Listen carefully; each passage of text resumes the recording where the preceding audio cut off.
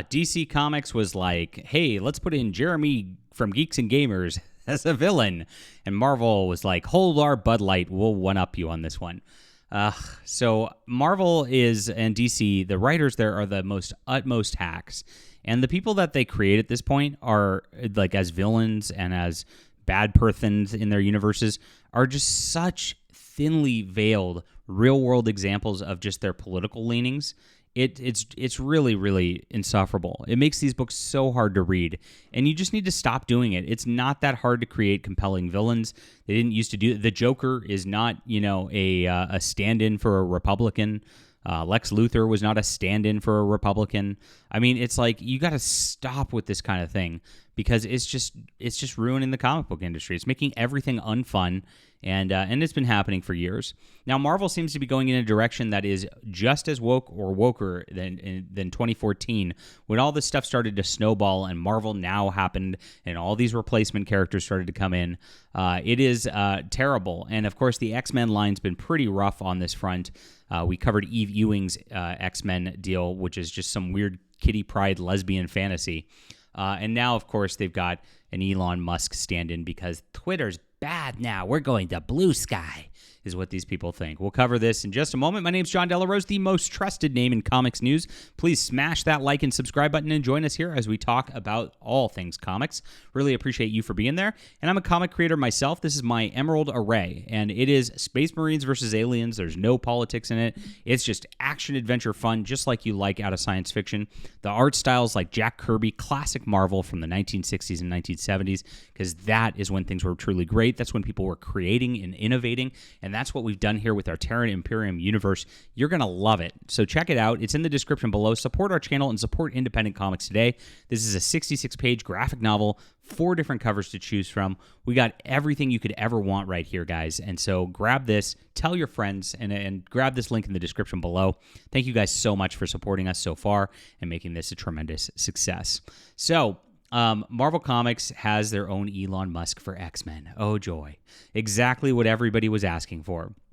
Today's X Factor comic book from Mark Russell and Bob Quinn features a new tech bro, Ethan Farthing, a version of Elon Musk. So Farthing is a old British money coin type of thing, and Ethan, of course, is kind of close to Elon. It was that stupid of a choice. So... And gosh, this is so sad. X Factor has been kind of a train wreck so far. Nobody's really liked this. Reviews have been terrible on the book. And as they go through and then push real world politics in it, it's going to make the matters even worse. Now, when this relaunch happened, there was a lot of pushback from fans saying, hey, you got to take all the real world politics out of this. X-Men's not been fun for a while. You guys have been pushing the identity politics agenda, and it's just been painful. And the editor of the line, Tom Brevoort, actually made a post saying the message is the premise. And then after this, when there was pushback on that, and of course saying that, implying that the message was going to be just completely overtaking all of this crap, he then fought and wrote a blog attacking people, calling people alt-right just for criticizing a comic book. And this is what they do. They never reflect. They never go, gosh, we want to do what the customers want. We want to do what fans want. They just always go into their little identity politics hug box, and then I guess they can't lose their jobs over at Marvel. I don't know what the hell's happening over there. But then they just sink the line even further, destroy these brands even more than what they were before. And that's exactly what's been happening with X-Men.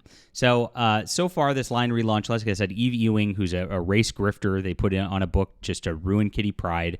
They've got this X Factor, which is just unreadable. Jed McKay's X-Men is fine, but boring. not much to it. And Gail Simone's has been pretty decent so far, actually. I mean, I will give credit where credit's due, except for a weird Nightcrawler furry reference, which, of course, virtue signaled to fetish communities. And that's the weird thing. It's like, why is it all about fetish communities with these people? It's like, can't you tell comic stories that are like normal? Gosh, I mean, not anymore. That's why we make our own these days. So the new X Factor comic book from Mark Russell and Bob Quinn features a new tech bro, Ethan Farthing, a version of Elon Musk, owner of social media app Click Clock. Oh, so good, guys. Great writing. Which may sound more like TikTok, but calling it something closer to X maybe a little too on the nose for this comic book. Yeah, this is pretty on the nose as it is, friends. Given he's the CEO of Fartech rather than Starlink and is putting a base on the moon, that would say something. Oh my gosh, so cringy. Here he is, the CEO of, right here, I'm a big supporter of your people. I don't believe those things I posted online. Don't believe those things I posted online. So you immediately say they're basically calling Elon Musk a bigot who's attacking people based on what online. Now this is very, very close to libel. I mean, obviously it's a parody and it's not technically Elon Musk, but Elon Musk has never posted anything about that sort of thing. I mean, this is absolutely crazy when this actually happens here. Elon Musk is just a free speech entrepreneur, and this is insane. As you know, Fartech has built Luna 1, a research base on the moon. I have it on good authority that the base is about to be attacked. I thought Luna had its automated defenses. It does. They're run by AI, so they're terrible. Now, you could see, again, just Marvel's complete ridiculous politics thrown into this stuff, right? So, one, mocking Elon, claiming that he's posting hateful things online to signal to their like little blue sky companions on there in the industry, which is like this little echo chamber where they get like 10 people reading their posts, and they're all other people in the industry. That's what they've segmented themselves into. Nobody asked them to leave X. They all did it themselves. Remember, they flounced and they said, we're not going to be on here because you're allowing people to have their own speech. That's terrible.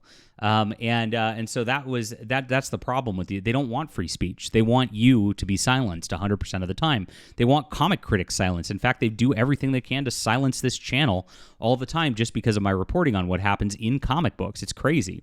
I've gotten multiple threats over the last last 24 hours. It's pretty wild as well. My comments on Amazing Spider-Man got me a threat from a weird SJW, and my comments on the new Wonder Woman book got me a threat from a weird SJW. These people are insane, and they do project their own hate and bigotry on everybody else, and that's exactly what ends up in these comics. And naturally, of course, making the deal at AI saying it's terrible is pretty funny, given how much the SJWs at Marvel and DC shriek about AI and AI art and the like. They go, it's going to ruin our jobs. Well, if it's terrible, how would it ruin your jobs? Like, unless maybe, just maybe, the quality that you're producing is more terrible, and that's why you are afraid of it. And that seems to be exactly what's happening here.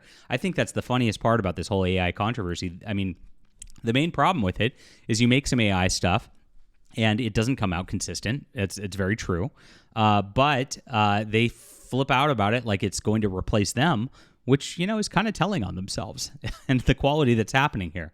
So, my gosh, already we've got 2 panels, and it's already just like hitting Elon Musk in a nasty way that is just like really cringy, terrible writing.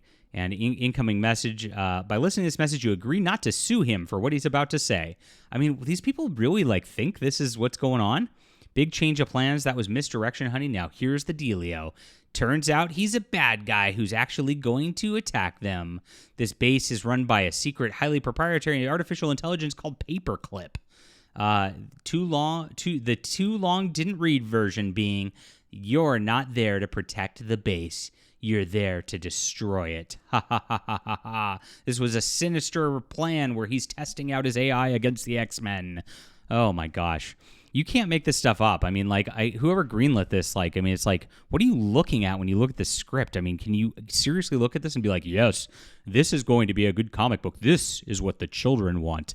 I mean, it is so far off the rails that it's just like sad that these people are so unhinged and they just can't get out of their own fart-sniffing circle jerks at this company to even just make a good comic book anymore. Very, very sad. And of course, then Elon Musk becomes a complete villain through this entire deal.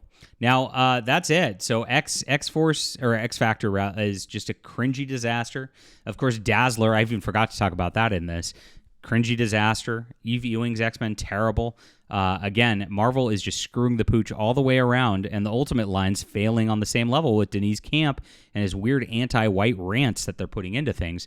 They just can't help themselves, can they? But that's why we're making alternatives, my friends. So please hit the like and subscribe button. Join us. Leave a comment what you think about the Elon Musk X Factor. Check out my Emerald Array graphic novel. Like I said, you're going to love this. Even if you're a lefty at Marvel Comics, you will love this book. And honestly, it's better written than anything in the X-Men line. I know it's a low bar, but it is.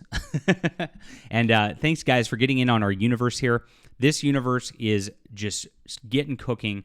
And of course, I am working on multiple projects that are stemming out of this because of your support so far.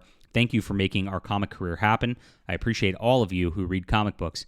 And we'll be back soon.